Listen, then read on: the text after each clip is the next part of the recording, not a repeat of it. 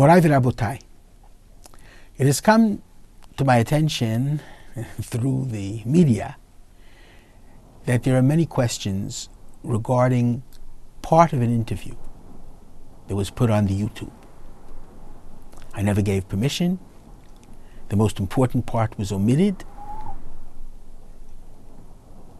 And from my perspective, the most important part was omitted because whenever I speak to Christian groups, I always make certain to emphasize the fundamental differences between Judaism and Christianity.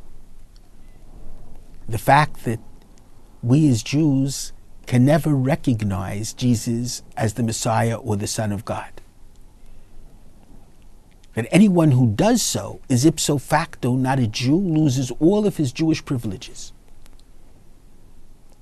That God did not have one son, but every human being is a son, daughter of the divine, created in the divine image. But how did I get involved in Jewish-Christian dialogue altogether? And that harks back to the Second Intifada, when no one was coming to Efrat, not even my closest friends and closest supporters. For political reasons, for security reasons, but the evangelicals were coming. And they were showing tremendous support. And they were coming, and they asked me again and again to teach them Bible.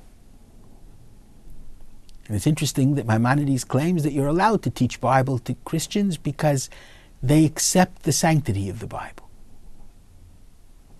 And they were very interested in studying the Jewish origins of the religion of Christianity. At the same time, changes were taking place within Christian theology. And more important Christian leaders were saying that the Jews have a special and separate relationship, covenantal relationship with God. That they need not convert. That they have a share in salvation as Jews. And so I felt it very important to strengthen the relationship between the Christian world and the Jewish world, especially in terms of the great threat, the grave threat of Islamic fundamentalism, suicide bombings, that existentially threatens Israel, that threatens the entire free world. And we're very few. And Christian friendship could and should and must be very important to us. It was in this context and in response to Christian questions that I spoke about the place of Jesus from a Jewish perspective. And I think you understand, all of you, that there are really two Jesus figures. There's the Jesus of Christianity. And tragically, in his name, millions of Jews have been murdered through the generations. And I always mention this, and every Christian audience to whom I mention this, ask forgiveness, show empathy and pain. But there's the Jewish Jesus, who kept commitments to the Bible, to the Torah even as we understand it.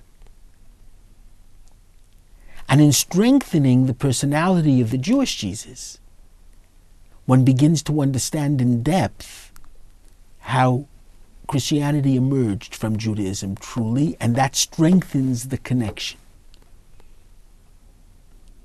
I think when I said Rabbi Jesus, in order to make this point so that a Christian could understand it,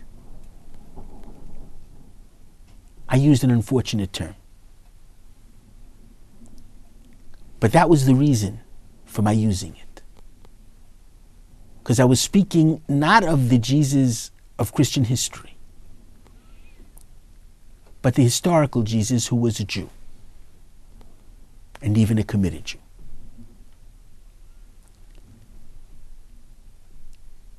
I believe, nevertheless, that dialogue with the Christian world is very significant. We share common belief in a God of love, in a God of compassion, in a God of peace. We're fighting a worldwide battle against an anti-God of jihadism and world domination. It's critical that we work together, but always being true to the philosophy of Judaism, to the traditions of Judaism, to the theology of Judaism, and never mask over the differences. I always attempt to do this. I pledge I will never again speak in a way that I can be taped and my words can be manipulated as they were in this particular instance.